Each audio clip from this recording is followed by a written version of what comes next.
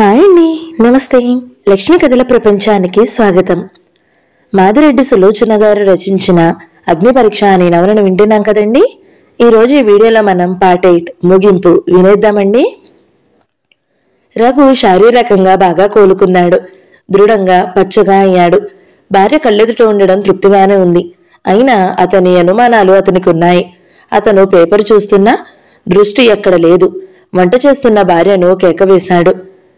ఏమండి, టీ కావాలా? అక్కర్లేదు. నువ్వు ఉద్యోగం పూర్తిగా మానేశావా? ఎందుకు? మీకిష్టం లేదని తల వంచుకుంది. మంచి పని చేశావు. అది వెటకారమో నిజమో తెలియలేదు. ఇంకా ఏదైనా మాట్లాడతాడేమోనని చాలాసేపు చూసింది. అతను పైకప్పు కేసి చూస్తుంటే ఆమె వంటింట్లోకి వెళ్ళిపోయింది. రోజు అడిగినట్టు 2 సార్లు వంట అయిందా సరు అని అడగలేదు. త్వరగా వంట ముగించి కంచాలు పెట్టింది.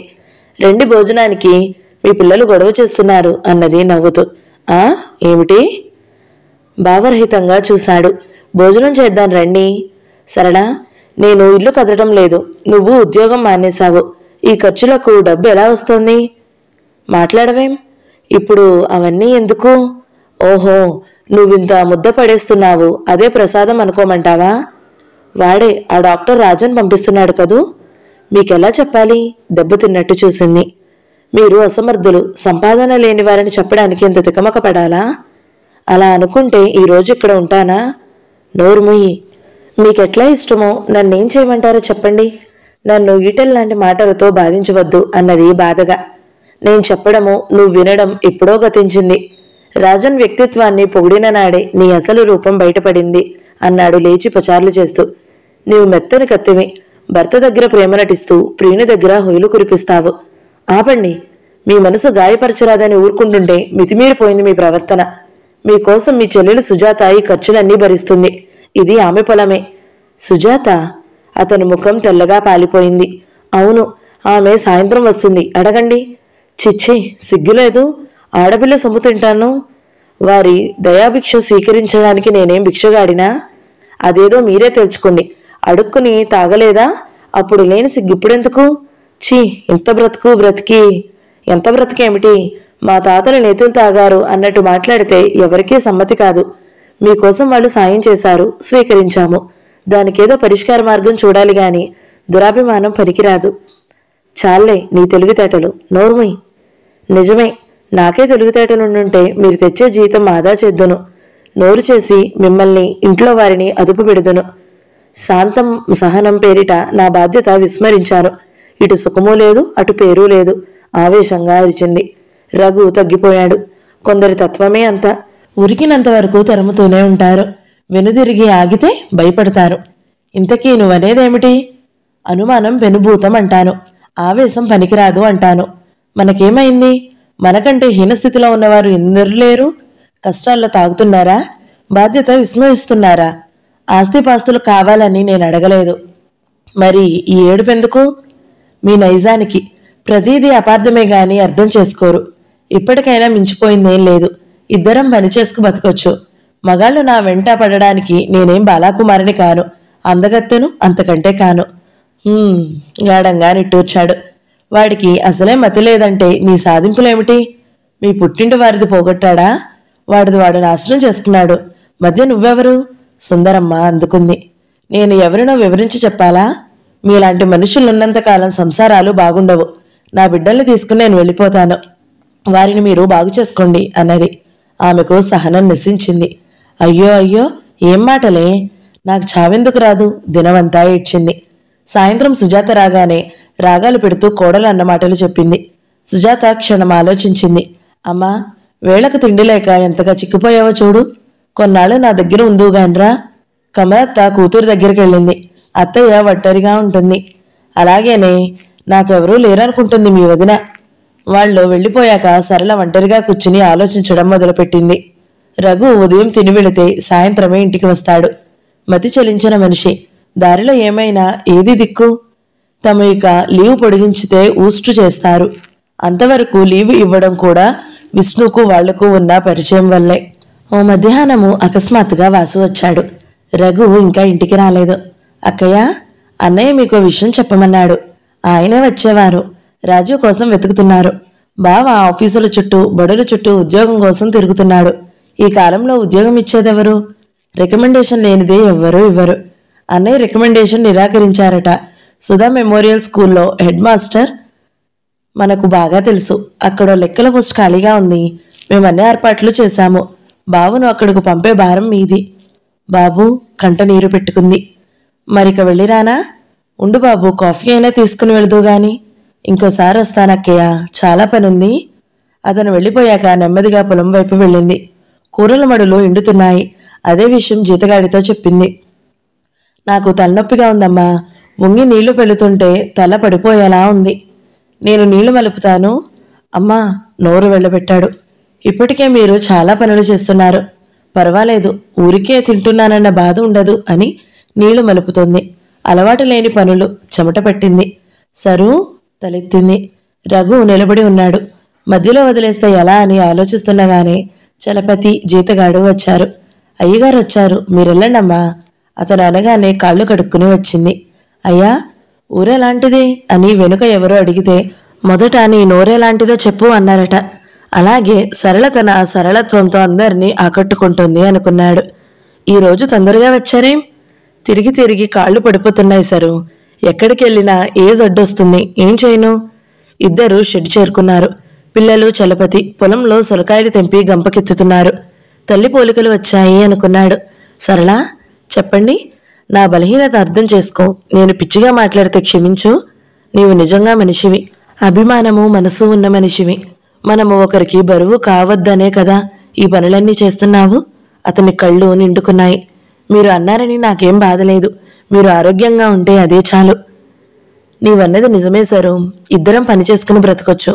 మీరు చేస్తానంటే పనులు అవే దొరుకుతాయి. మొదట ముఖం కడుక్కోండి. అతను ముఖం కడుక్కుని వచ్చాక హార్లిక్స్ ఇచ్చింది. పిల్లలు చెరో సొరకాయ పట్టుకుని వచ్చారు. వారు కాళ్ళు చేతులు కడుక్కుని తల్లితో పాఠాలు చెప్పించుకుంటుండగా అతను పరీక్షగా చూశాడు. సరళకు పాపిట్లో వెంట్రుకలన్నీ తెల్లబడ్డాయి.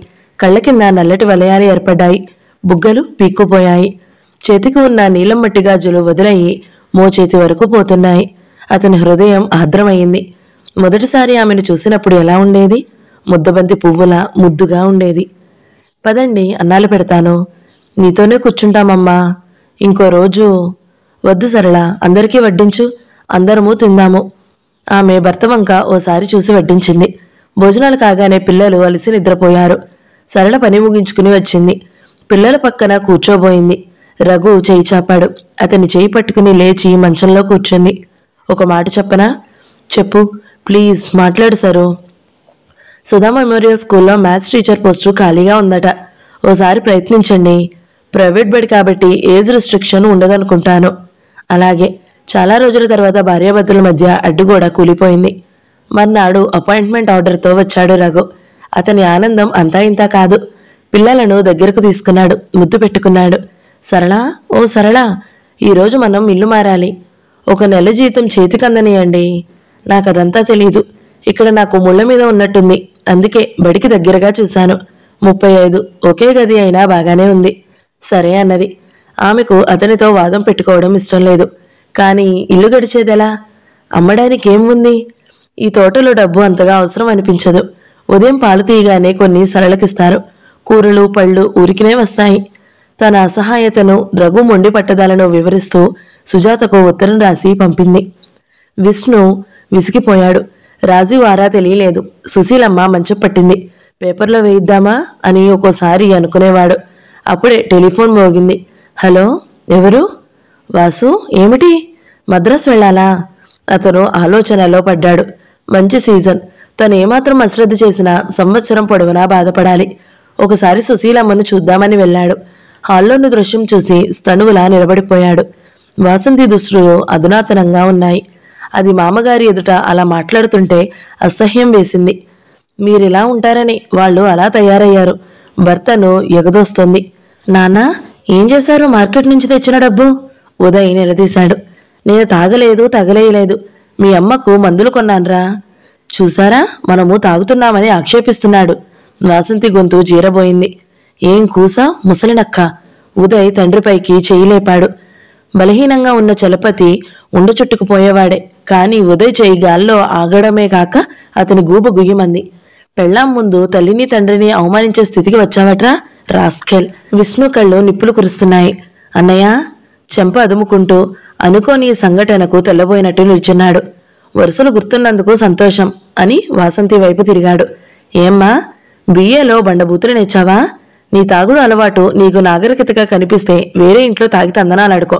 పెద్దలు తల్లిదండ్రులపైకి వాడిని ఉసుగొలిపే పశువుని చేస్తావా? మధ్య మీరెవరు అనాలనుకుంది. కానీ విష్ణు ముఖం చూసి మాటలు మింగేసింది. ఉదయ్, నేను మద్రాసు వెళ్తున్నాను. వచ్చేసరికి ఇల్లు ఖాళీ చేయాలి, లేకపోతే చేయించాల్సి వస్తుంది. చిన్నాన్న పిన్ని నా దగ్గరే ఉంటారు. అన్నయ్య నువ్వు జరిగిందేం వినలేదు, వినాల్సిన పని కూడా లేదు. విసురుగా గదిలోకి వెళ్ళాడు. తలపట్టుకుని ఏడుస్తుంది సుశీలమ్మ. పిన్ని, అంతకు మునుపు అంత కోపంగా మాట్లాడిన స్వరానికి ఇప్పుడు పిలిచే మృదువైన పిలుపుకు అసలు పోలికే లేదు. విష్ణు, నాకు చావెందుకు రాదురా? పిన్ని, ఏదీ నా ముఖం చూసానో ఆ మాట? ఆమె కన్నీళ్లు వత్తి దగ్గరగా కూర్చున్నాడు. నేను అర్జెంటుగా మద్రాసు వెళ్తున్నాను పిన్ని. రాగానే తమ్ముణ్ణి చూసే బాధ్యత నాది. నువ్వు నిశ్చింతగా ఉండు. ఇది స్వయంకృత అపరాధంరా విష్ణు. పిన్ని, నువ్వు చేయరాని అపరాధం చేశావా? వాళ్ళు చదువుకున్న మూర్ఖులు. నువ్విలా ఉంటే అసలు నేను వెళ్ళలేను. నువ్వుండగా నాకేం నాయనా, వెళ్ళిరా కన్నీరు ఒత్తుకుంటూ సాగనంపింది. విష్ణు వెళ్ళిపోయాక వాసంతి భరతనాట్యం మొదలుపెట్టింది. ఛీ, అసలు మీరు మగవారా? అతను అలా అంటుంటే దెబ్బ వేస్తే రాయిలా ఉన్నారు. అసలు వీళ్లకు కొడుకు మీరా అతడా తేల్చుకోండి. వాసంతి, కాసేపు నోరు మూస్తావా? ఉదయ్ విసుక్కున్నాడు. నేనెందుకు ముయ్యాల నోరు? మా మమ్మీకి ఫోన్ చేస్తానిప్పుడే. ఉదయ్ ముందు అత్తగారు వచ్చి నిల్చున్నట్టయింది. అత్తంటే అతనికి చాలా భయము. ఆమె మామూలు స్త్రీ కాదు. అల్లుడి బూట్లు మెరుపు నుండి సైడ్ బాన్ షేప్ వరకు గుర్తుంటాయి. ఏ ఏ సందర్భాల్లో ఎలా నవ్వాలో ఆమెకు తెలుసట. ఒకసారి అత్తకు విష్ణుకి మాటలలో ద్వంద్వ యుద్ధం కలిగిస్తే వెంటనే అతని దృష్టి తన బ్యాంక్ బ్యాలెన్స్ వైపు మళ్ళింది. ఒక్క పైసా లేదు. నీ ఆర్థిక ఇబ్బంది ఎదుర్కోవాలంటే కాస్త తను మగవాడిలా మసులుకోవాలి. అతను నిర్ణయానికి వచ్చి త్వరగా తయారయ్యి వెళ్ళిపోయాడు. సాయంత్రం అత్తగారు వచ్చింది. ఇంటి నాగరికతను, ఇంటివారి నాగరికతను దుయ్యబట్టింది, దుమ్మెత్తు పోసింది, కవ్వించింది. ఎదురు చెప్పేవారు లేక విసిగి వెళ్ళిపోయింది. Uday, what is this? ఏమిటి వసు? మీ అన్న చేసిన దానికి ప్రతీకారం చెయ్యాలి. అదే ఆలోచిస్తున్నాను. పెద్ద పొగరు. వాడి పెళ్ళం గతిలేక వచ్చింది. డామ్ డూమ్ అంటే సహిస్తుంది అని నానా తిట్లు తిడుతూ తృప్తి చెందింది. 10 నిమిషాల్లో ప్లేన్ మిస్ అయ్యింది. ఇక లాభం లేదని మెల్లగా సెంట్రల్ స్టేషన్ వైపు వెళ్ళాడు విష్ణు. పని అయిపోయాక సరదాకి ఉండడం అతనికి చాలా చికాకు. రైల్వే స్టేషన్లో ఏజెంట్లు ఉంటారు. 10-12 రూపాయలు ఎక్కువ పెడితే అప్పటికప్పుడు రిజర్వేషన్ దొరుకుతుంది. అలాగే రిజర్వ్ చేయించుకున్నాడు. బుక్ స్టాల్ దగ్గర నిలబడి ఏవో పుస్తకాలు చూస్తున్నాడు. లాభం లేదు సార్. తమిళ్ రాదని నన్ను మోసం చేయలేరు. Don't try to cheat me. You told 1 rupee. Pay it, otherwise I will make you to pay. I see you no English. ఇద్దరు ఘర్షణ పడుతున్నారు. విష్ణు చివ్వున తలెత్తి చూశాడు. మాసిన బట్టలలో చిక్కుపోయి ఉన్నాడు రాజు. పొట్లాడుతున్న రాజు ఆశ్చర్యంగా చూశాడు. అప్పటికే విష్ణు చెయ్యి అతన్ని భుజాన్ని గుచ్చి పట్టుకుంది.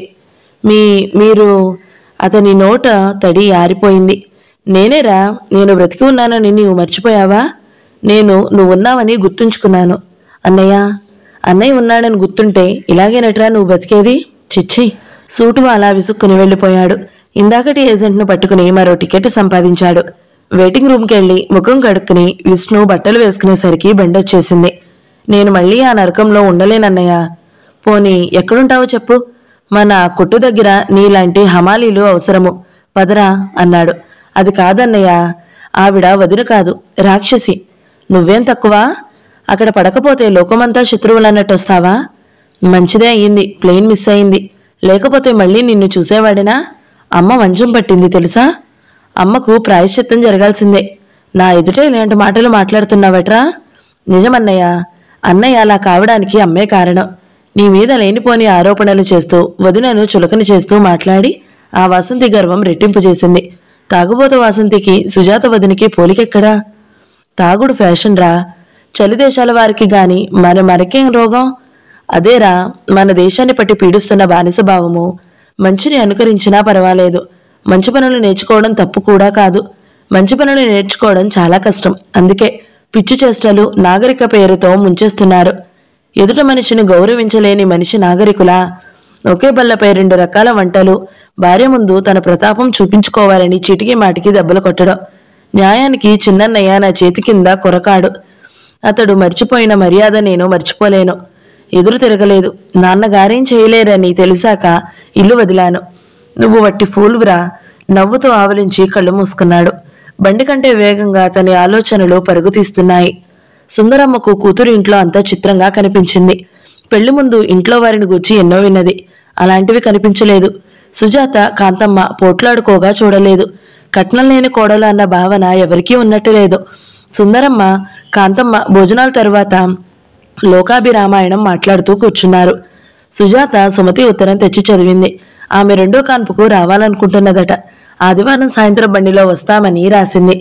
ఎవరు వెళ్తారే? వాసులేడా? నర్సింగ్ హోంకు ఫోన్ చేయనా అత్తయ్య? ఎందుకే, విక్టోరియాకే వెళుతుందిలే.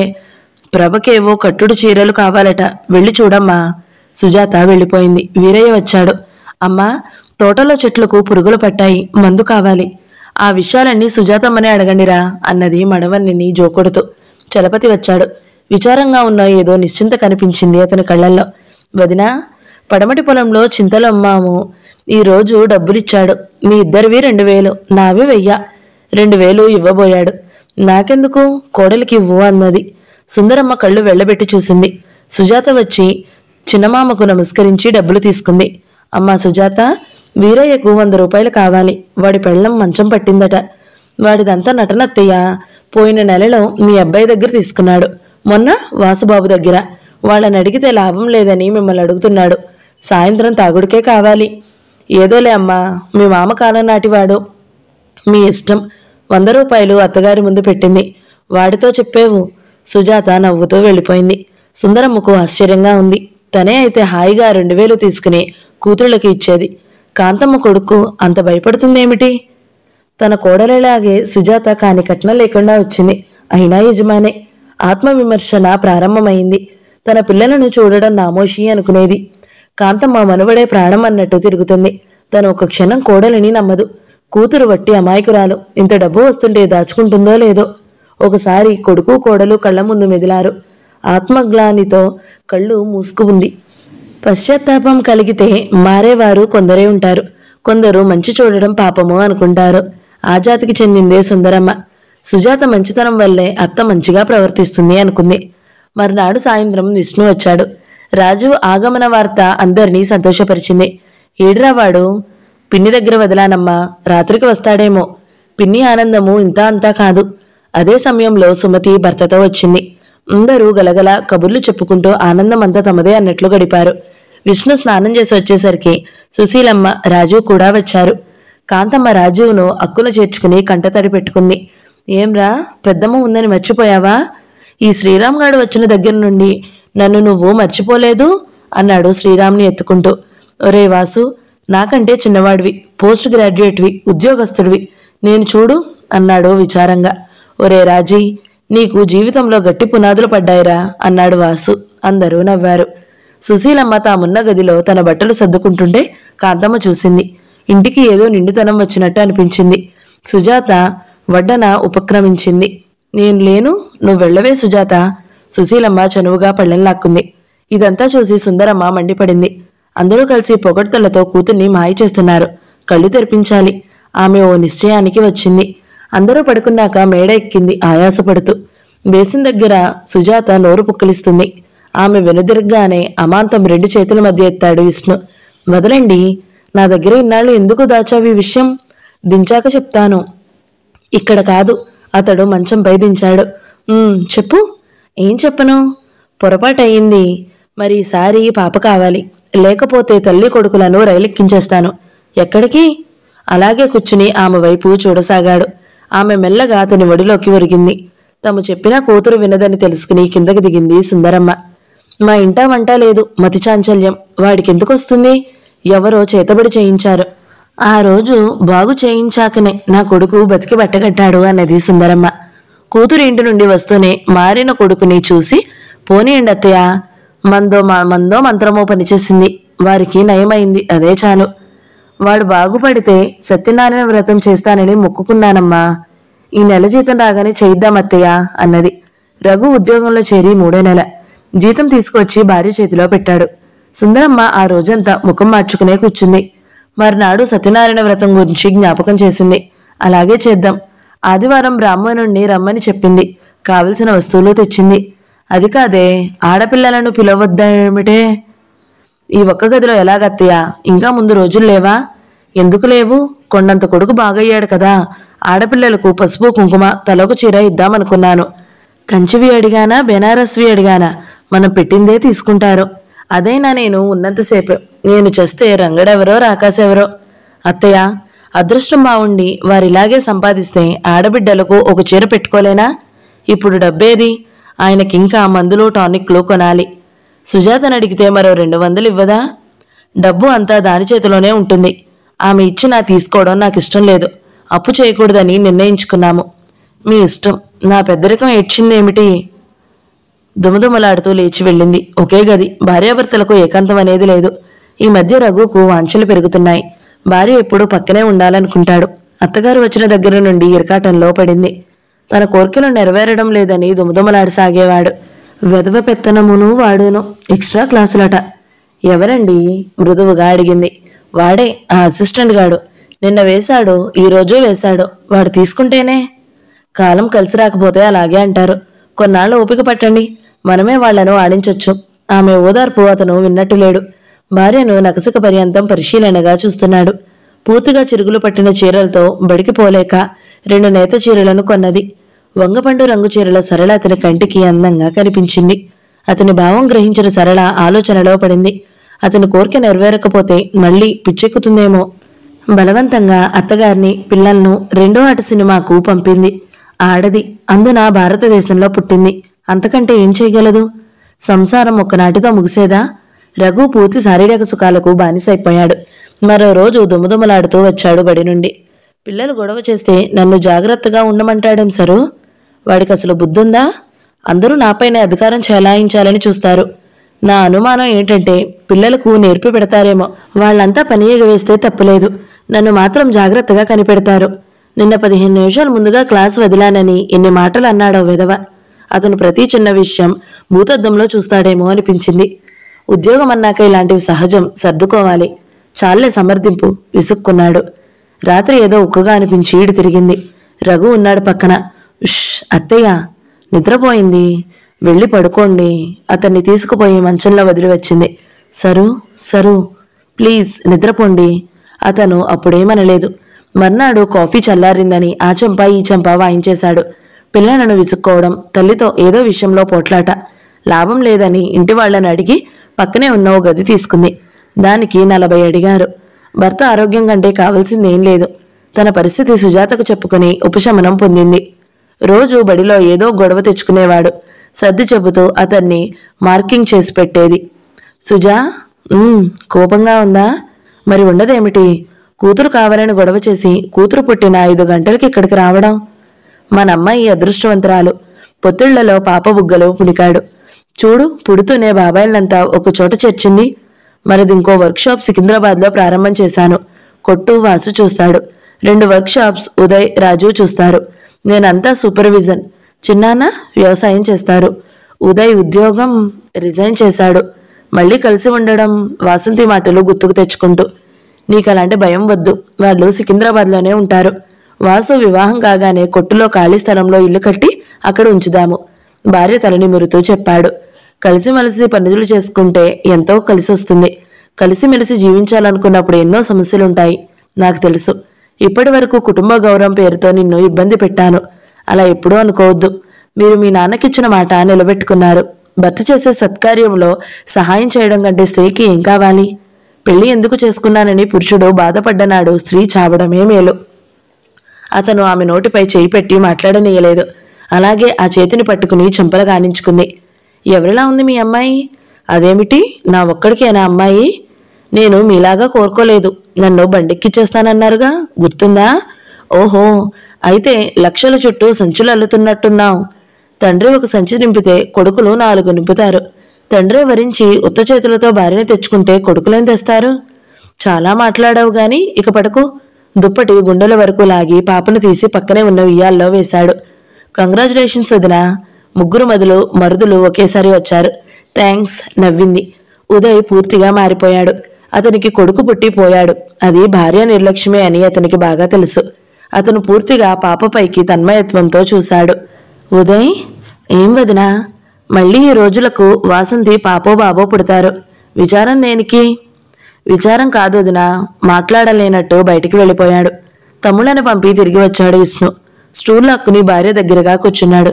సుజా, నా కోరిక నువ్వు తీర్చావు. నీ కోరికలు తీర్చడం నా ధర్మం. చెప్పు, ఏం కావాలో? నాకేం తక్కువండి, అతని చేతిని మృదువుగా నిమురుతూ అంది. ప్రేమించే మీరున్నారు, 2 పిల్లలు, కూతురిలా చూసుకునే అత్తగారు. ఆ సోది కాదు నేను అడిగింది. అలా అయితే చెప్పనా? నవ్వొద్దు. మరి నాకు తీరని కోరిక ఒకటే మిగిలిపోయింది. సందేహం వద్దు.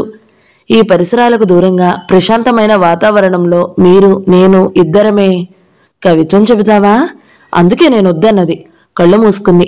విష్ణుకు నిశ్చింతగా ఉంది. తన నిశ్చింతకు కారణమైన భార్యను చూస్తే గర్వంగా కూడా ఉంది.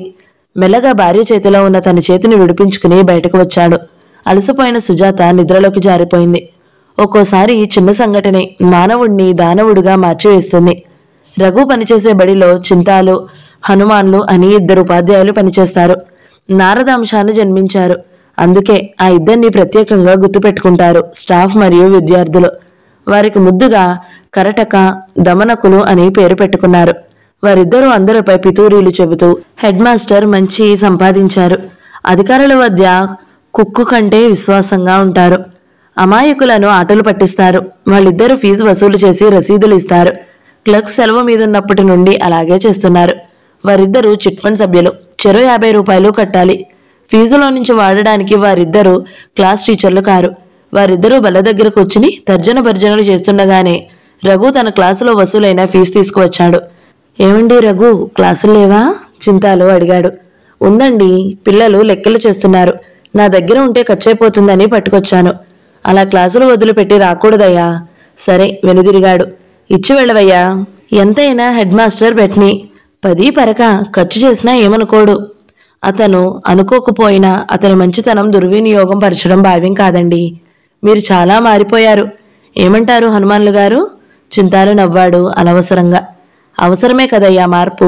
డబ్బు ఇలా ఇవ్వండి. 52 రూపాయలు రసీదు పంపిస్తాను. థ్యాంక్స్. రఘు వెళ్ళిపోయాడు. ఏం గురు, రసీదు ఇవ్వడానికి ఇంతసేపు కావాలి? రసీదు ఇవ్వలేక కాదు, తర్వాత చెబుతాను. ఇద్దరు గుసగుసలాడుతూ వెళ్ళిపోయారు. వారం రోజుల తర్వాత హెడ్ మాస్టర్ ఫీజు మొత్తం తీసుకున్నాడు. అది చూస్తూనే అతని కనుబొమ్మలు ముడిపడ్డాయి. చింతాలు గారు, 50 రూపాయలు బకాయి ఎవరు పెట్టారు? ఎవరు పెడితేనేం, వారం రోజుల్లో పూర్తి చేస్తారు సార్. కావాలంటే జీతం రాగానే కోసుకుందరు నసిగాడు. నో, ఇదేం ఇర్రెగ్యులారిటీ? ఎవరికైనా అవసరమైతే నన్ను అడిగి తీసుకోవాలి. రఘుకు ఏదో అవసరం ఉండాలి అన్నాడు. రఘు అంటే జాలి, సానుభూతి ఉన్నాయి హెడ్ మాస్టర్కి. అదీ కాక రఘు బావుమర్ది పెద్ద బిజినెస్ మ్యాగ్నెట్. హెడ్ మాస్టర్ విష్ణువర్ధన్తో ఎంతో వినయంగా మాట్లాడడం చూశాడు. రఘు పేరు చెప్పి హెడ్ మాస్టర్ నోరు మూయించాలనుకున్నాడు. అతని ఊహకు విరుద్ధంగా రఘును పిలిపించాడు ఆయన. సార్, నా మాట వినండి. కంగారుగా చూశాడు చింతాలు. నో, రూల్స్ అతిక్రమించి తన ఇష్టం వచ్చినట్లు ప్రవర్తించేవారంటే నాకు అసహ్యం. పిలిచారా సార్? రఘు వచ్చాడు. అవునండి. మీరు ఫీజు డబ్బులు పెద్ద మొత్తంలో వాడుకునే ముందు నాకు మాట చెప్పాలని తెలియదా? లేదు సార్, ఎక్కడో పొరపాటు జరిగింది. ఈ నెల నేను అంతా కట్టేశాను. కావాలంటే చింతాలు గారిని అడగండి, రసీదు పంపుతానని అన్నారు. ఏమిటండి చింతాలు గారు? లేదు సార్, మీకెందుకు? ఆ డబ్బు ఇచ్చే బాధ్యత నాది. అసలే అతని ఆరోగ్యం బాగుండలేదు. అదేమిటండి చింతాలు గారు, నా ఆరోగ్యానికి డబ్బుకు ఏం సంబంధం? నేను డబ్బు ఇచ్చానుగా. ఏమిటండి ఇదంతా? హెడ్ మాస్టర్ చింతాలు వంక చూశాడు. అతని ముఖం వెలవెలబోయింది. ఒక అబద్ధం కప్పిపుచ్చుకోవడానికి 100 అబద్ధాలు ఆడాలన్నది ఎంతైనా నిజం. చింతాలు ధైర్యంగా అబద్ధం ఆడేశాడు. బాగా జ్ఞాపకం చేసుకో రఘు, మాకిస్తే వెంటనే రసీదు ఇస్తాం. కావాలంటే హామీ ఇస్తాను. రఘు ముఖం ఎర్రబడింది. మీ విధవ హామీ మీ దగ్గరే ఉంచుకోండి.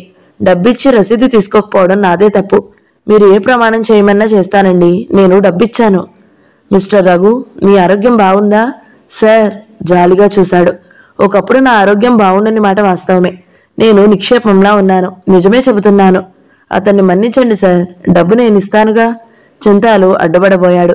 నిజం చెప్పలేక మాటిమాటికి హామీ ఇవ్వడం రఘుకి అంతులేని కోపాన్ని కలిగించింది. వెంటనే చింతాలు చెట్టు పట్టుకుని ఆ చెంప ఈ చెంప ఎడాపెడా వాయించాడు. కోపంతో అతను ఊగిపోయాడు. హెడ్ మాస్టర్ విడిపించాడు. సార్, హనుమాన్లు అక్కడ ఉన్నాడు, పిలిపించండి అన్నాడు ఉగురుస్తూ. హనుమాన్లు వచ్చాడు. ఇంత జరిగాక నిజం చెబితే చింతాలుపై తీవ్రమైన చర్య తీసుకుంటారు. రఘు పైనెడితే అతని ఆరోగ్యరీత్యా అతన్ని క్షమించవచ్చు. అందుకే అతను అబద్ధం చెప్పి రఘు చేతిలో చిత్తుగా తన్నులు తిన్నాడు. చుట్టుపక్కల వారంతా వచ్చారు. ఇద్దరిని విడదీశారు. రఘు, బడిలో ఏమిటి అల్లరి? పిల్లలకు పాఠాలు చెప్పే ఉపాధ్యాయులే అసహ్యంగా మాట్లాడితే, అబద్ధాలు సృష్టిస్తే సహించరాని విషయము. నన్ను అడిగితే ఇచ్చేవాడిని. సార్, నన్ను నమ్మండి, నేను చెప్పింది నిజం, నిజమండి అని అరిచాడు. నిజమే అయితే నిరూపించుకోరేం? తీవ్రంగా అడిగాడు అతను. పైగా మర్యాద మరిచిపోయి అందరిపైన ఒంటికాలిపై లేచి కొడతారా? నిరూపించుకోలేనిది నా తప్పు. రేపు డబ్బు తెచ్చి కడతాను. డబ్బుది కాదు సమస్య, నా దగ్గరకు వచ్చి వివరాలు తెలిపితే అర్థం చేసుకోలేనా? వీళ్ళలాంటి వారు ఉపాధ్యాయుల పదవికి తగరు. మాటలు తిన్నగా రానియండి సార్. నేనేం కావాలని మీ కాళ్ళ వేళ పడలేదు. ఆ రోజే ఉపాధ్యాయ పదవికి పనికొస్తావా లేదా అని చూడాల్సిన బాధ్యత మీకు లేదా? చూసే తీసుకుంటాము. కానీ నాలాంటి వాడు ఆ క్షణంలో దొరకలేదు. దొరక్క కాదు, నీ బావమరిది బ్రతిమలాడితే ఇచ్చాను. అంతవరకు రోషంగా ఉన్న రఘు ఎర్రని ముఖం పాలిపోయింది. రక్తం లేనట్టు అయిపోయింది. ఎవరు? విష్ణువర్ధన? అవును. అతనిపై ఉండే గౌరవం కొద్దీ. చాలు ప్లీజ్, ఇంకేం చెప్పొద్దు. ఇదిగో పెన్ను తీసి కనిపించిన కాగితంపై రిజిగ్నేషన్ ఉత్తరం రాసి ఇచ్చాడు హెడ్ మాస్టర్కు. క్షమించండి, నా జీతం డబ్బులు లెక్క చూసి ఫీజు కట్టుకోండి. చరచరా బయటికి వచ్చాడు. పాపం, మతి చెలించినట్టుంది మళ్ళీ. అంతే, నడివీధిలో ఇద్దరు మనుషుల్ని కొట్టాడు. అసలు పిచ్చివాడికి ఉద్యోగం ఎట్లా వచ్చింది? వాడి బావమరిది వ్యాపారస్తుడట. రఘు వెనకాల కామెంట్లు వినిపించాయి. అతని చెవులు మూసుకుని పరుగు పెట్టినట్టే ఇల్లు చేరాడు. సుందరమ్మ తాళం పెట్టి ఎక్కడికో పెత్తనాలకు వెళ్ళింది. అతడు ఆకలిగొన్న పులిలా ఇంటి ముందు పచార్లు మొదలుపెట్టాడు. ఇంటివారు తొంగి తొంగి చూశారు. బయటికి రావడానికి జంకారు. విధి కొన్నిసార్లు బలహీనలతో భలే నాటకం ఆడుతుంది. సరళకు తలనొప్పి ప్రారంభమై మధ్యాహ్నం వరకు జ్వరం వచ్చింది. ఆమె సహధ్యాయిని డాక్టర్ రాజన్ చెల్లెలు ఎంత చెప్పినా వినక రిక్షా మాట్లాడి తన అన్న క్లినిక్కి తీసుకువెళ్ళింది. పరీక్షలు ముగించి ఫ్లూ అని మందులు రాసిచ్చారు. ఇంత జ్వరంలో ఎలా వెళతారు? పర్వాలేదు అన్నది 2 అడుగులు వేసి. ఆగండి, నేనటే వెళ్తున్నాను, డ్రాప్ చేస్తాను అన్నాడు. 3 నెలలు సరళను తన అవుట్ హౌస్లో ఉండగా చూశాడు. ఆమె నెమ్మది, శాంతం, సహనం అతనెంతో ఆకర్షించాయి. అందుకే అతనికి తెలియకుండానే ఆమె పట్ల గౌరవం కలిగింది. అతను కారు డోర్ తీసి పట్టుకున్నాక సరళ అసహాయంగా చూసింది. క్షమించండి, నాకంటే మా ఇంటి పరిస్థితులు మీకే బాగా తెలుసు. ఆయన చూశారంటే. ఓ ఐసీ, వెళ్ళండి. అతడు కార్ స్టార్ట్ చేశాడు. గేటు వరకు వచ్చి ఆగిపోయింది. సరళ కాళ్ళు లాగడం నీరసంగా గేటును ఆసరాగా చేసుకుని నిల్చుంది. అతను కారాపాడు. రండి, వీధి చివర వదిలేస్తాను. 4 గంటల వరకు ఈ వీధిలో రిక్షాలు కూడా దొరకవు. కాదని ఓపిక లేక ఎక్కేసింది. సమయము 12:30. భర్త 4ంటికి వస్తాడు అనుకుని ఎక్కేసింది. అతను 4 ఇళ్ల అవతలే దింపి వెళ్ళిపోయాడు. తూలుతూ వచ్చిన సరళ వీపుపై బలమైన దెబ్బ పడేసరికి అమ్మా అంటూ కూలబడిపోయింది. చెప్పు, ఆ రాజన్ గారితో కులుకొస్తున్నావు కదూ? నేను ఉంటే నీ ఆటలకు అడ్డు అని ఆ విష్ణుగాడితో చెప్పి నాకు ఉద్యోగం వేయిస్తావా? చెప్పవే, నేను మనిషిని కాను? నాకు అభిమానం లేదు? ఆ విష్ణుగాడి సామర్థ్యము మీకు నచ్చితే వాడి అడుగులకు మడుగులొత్తండి. నన్ను అవమానిస్తారా? మాట్లాడు రాక్షసి. అతని పిడిగిళ్లు బిగించి గుద్దుతూ ఉంటే ఆమె స్పృహ కోల్పోయింది. ఇంటివారు తలుపులు బిగించి తమాషా చూస్తున్నారు. నన్ను భిక్షగాణ్ణి చేసింది దొంగ రాస్కెల్. వాడికెంత సిగ్గులేదు? ఇంటి ముందు అందరూ చూస్తారని దూరంగా వదిలిపోతాడా? కాళ్లతో స్పృహ తప్పి ఉన్న శరీరాన్ని అటూ ఇటూ కదిపాడు. అయ్యయ్యో, చచ్చిపోయింది దేవుడో తండ్రో! ఇంటివారి పని మనిషి కేకలు వేసింది. చచ్చిపోయిందా? ఎంతో చల్లని మాట చెప్పావు. పీడా పోయింది. పెద్దగా పకపక నవ్వసాగాడు. నేను అసమర్థుణ్ణి, తాగుబోతును, దొంగను, హంతకుణ్ణి. మీకు భయంగా లేదు? ఆహాహా! అతను పిచ్చిగా గంతులు వేస్తుండగా సుందరమ్మ వచ్చింది. సుందరమ్మ, చక్కని బొమ్మ, యముడు పిలుస్తున్నాడు, పదవేమమ్మా. నవ్వుతూ తల్లిపైకి ఉరికాడు సుందరమ్మ. వణుకుపోతూ గేటు బయటికి వెళ్ళి గేటు మూసింది ఆవిడ. రక్షించండి బాబో అంటూ ఆమె పని మనిషి పెట్టే కేకలకు నలుగురు పోగయ్యారు. వదినా, వెడదాం పదా. సుజాత సరళ భుజంపై చెయ్యి వేసింది. నీరసంగా మరిదరి వంక చూసింది. వదినా, నువ్వు ధైర్యంగా ఉండాలి అన్నది. దూరంగా కటకటాల ఆవల నిల్చుని ఉన్న వేళ్లపై లెక్కించే భర్తను చూసింది సరళ. యువతల విష్ణు తీక్షణంగా చూస్తూ నిల్చున్నాడు. ఏం చూసి ధైర్యంగా ఉండను సుజా, నాకెందుకీ బ్రతుకు? వదినా, మీకిద్దరు పిల్లలున్నారు, వారి కోసమైనా బతకాలి. సుజాత వదిన కోసం బాధనంతా మింగేసింది. మీ అన్నయ్యకు బాగవుతుందా? అదంతా కాలమే నిర్ణయించాలి. నువ్వు అధైర్యపడితే పిల్లలు నిరాశ్రయులు అనాథులు అవుతారు అన్నది కన్నీరొత్తి. సరే సుజా భారంగా ముందుకు కదిలింది. మరోసారి భర్త ఉన్న దశ చూసింది. ఇద్దరు యువకులు నిల్చున్నారు. రఘు, విష్ణు. ఇద్దరు జీవిత బాటపై డక్కామొక్కీలు తిన్నవారే. ఒకడు బలహీనుడు, భయపడుతూ పిరికితనంతో చెడు అని తెలిసిన భయపడి పిరికివానిలా తన జీవితమే కాక ఇతరుల జీవితం నరకప్రాయం చేసినవాడు. రెండో అతను మంచిని ఎంచి ఎవరెన్ని మాటలన్నా కర్కోటకుడని బిరుదిచ్చినా ధైర్యంగా నిలబడి శాసించి శిక్షించి బ్రతుకుబాటలోని గతుకులను పూడ్చాడు. అందరూ ఒకేలా ఉండరుగా. మందర లేకపోతే రామాయణమే లేదు అన్నట్టు హనుమాన్లు, చింతాలు వంటి వారు లేకపోతే జీవితమే ఉండదు. కానీ ఒక్క విషయంలో మనుషులు ఎప్పుడూ జాగరూకులై ఉండాలి. తాము మాట్లాడే చిన్న మాట ఇతరుల జీవితాలపై ఎంత పెద్ద దెబ్బతీస్తుందో ఆలోచించాలి. అలా ఆలోచించక చేసే పనుల వలన అవతలి వారు ఎంతో నష్టపోతారు. ఒక్క రఘు కాదు, రఘు లాంటి యువకులెందరో. ఇంటివారి దుబారా, బయట వారి దుష్ప్రచారాలకు బ్రతుకులు బలి చేస్తున్నాను.